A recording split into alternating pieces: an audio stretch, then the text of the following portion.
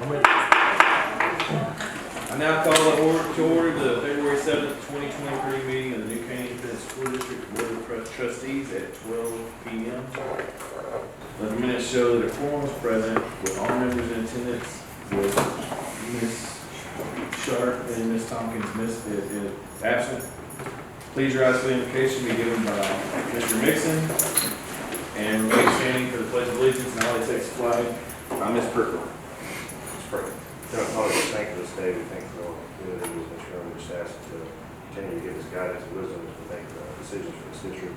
As you watch over all our students and staff, protect them. We thank you for all it is that you do that you never regret. Amen.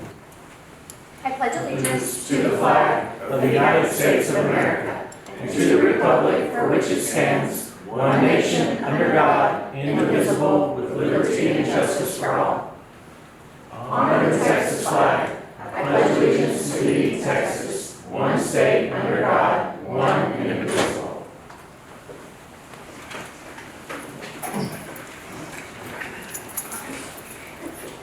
Item 2 on the agenda is consideration and approval of an order calling a bond election to be held by the New Caney Independent School District presented by Mr. Cowell. Yes, sir. At this time, I'd like to recognize Mr. Dennis Alters.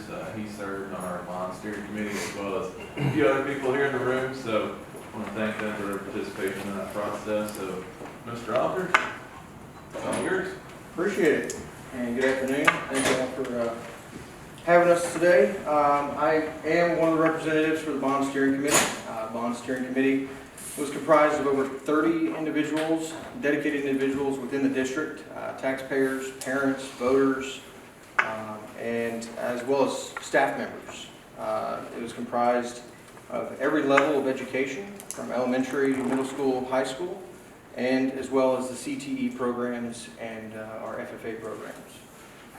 We all got together over the last couple of months to discuss the bond program, to discuss the demographics and the changes that are happening here in the district. In our meeting, it was stated that the goals that we were going to bounce everything off of or filter everything through would align with the district goals, with the vision of the district, and consisting of student success, student safety, and reasonable stewardship of taxpayer money. With that being said, we started off in November. In that meeting there, we did discuss the demographic report that PASA had given us. We went through kind of the average and the high average, where our district is now, where it's projected to be going. We were presented with kind of a needs and a wants list from Mr. Calvert, Dr. Powers, and the construction team. And they presented it to us in a way of, hey, this is what we're thinking. Run it through this filter and tell us what all the parents and staff and people within the district, if this is worth it. With that, we went through it. Every meeting we had, we were polled anonymously so that we could give fair and just evaluation to everything without fear of any repercussion there. And through that, there were some things that we got rid of, things that we didn't think that the district, it was a need for the district. There were things that were wants that we, after discussion, thought were needs. And so a lot of that stuff kind of got shuffled around. And then we moved into the December meeting where we met with Doug Witt. He's the financial advisor for the New Caney ISD, but also works for Samco. And he does the bond capacity. He kind of went through the structure of the bond, what that looks like, kind of some of the state legislator regarding the terminology of the bond, which was a little eye-opening and a little frustrating all at the same time. But after that, we kind of understood a better picture of why a bond is needed in this district, what capacity we could request, and where we needed to kind of draw the line on the availability of getting what we believe was needed for the growth in this district. In January, again, we met and kind of finalized the bond package. Everything that we had added to the list that said this is what we believe the district needs. Mr. Calvert and his team put numbers to it and said this is this is the numbers that, in order for us to get the schools that we believe we need, the administration building we believe we need, the operations building, the life cycle updates that will touch virtually every school in the district, this is what it's going to cost. And so we went through that. Again, we were polled and kind of came up with, these are things that, that we want to move forward and present y'all in our bond package this year. With that, we do have the recommendation from consensus of the bond steering committee of a bond of $695 million. It will consist of two propositions due to the nature of the state legislator and what they've said we have to do on each bond. Proposition A is for general school facilities, anything that we can teach students in. So that would be the largest part of the bond. That's new schools, that's any type of training centers, anything like that goes into that bond there. And so in Proposition A, we do have a total of $634 million. In Proposition B, which is stated, is extracurriculars.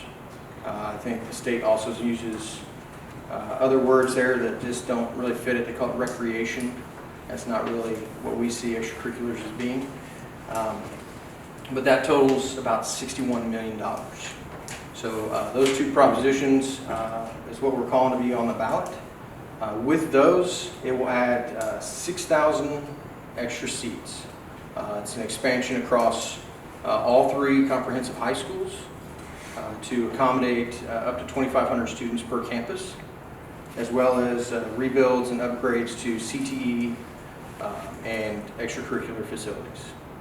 The school tax rate is not going to be impacted. We did discuss that with Dogwood. He explained how that works. Since we are capped at the 50 cents, it will not affect tax rates for the school, but on the ballot, because of the state legislator, will be stated that this is a tax increase. So we're already kind of fighting a battle there. But I think that with proper communication, we can definitely kind of go against that.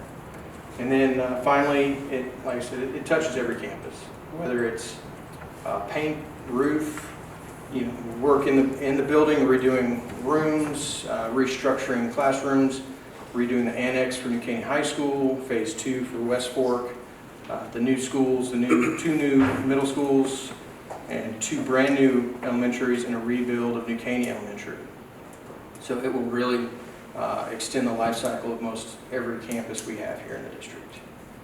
So I believe that's everything I have to present.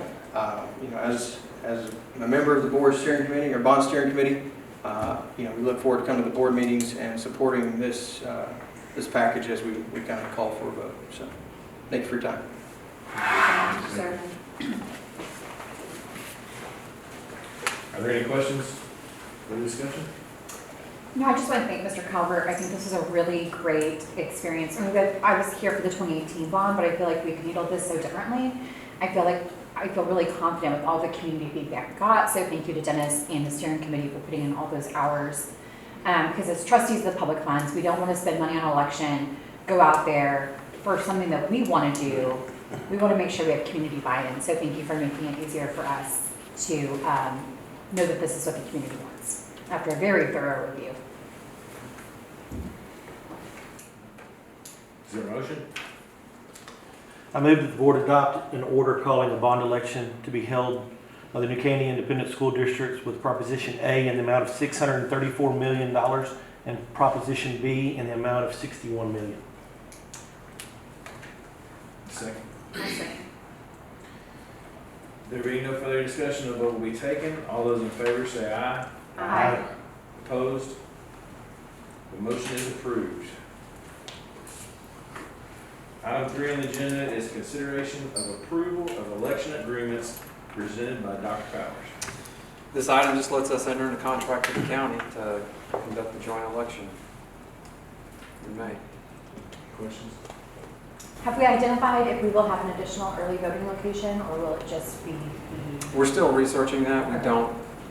We know some of the boundaries of that, but we're waiting on an estimate from the county as to what that might cost the district. Don't have that yet. Okay, no, that's fine. Is there a motion? So moved. about Mr. Turner as making a motion. Second. There being no further discussion of what will be taken, all those in favor say aye. Aye. Opposed? Motion is approved. There being no further business, this meeting is adjourned at 12:10. Oh.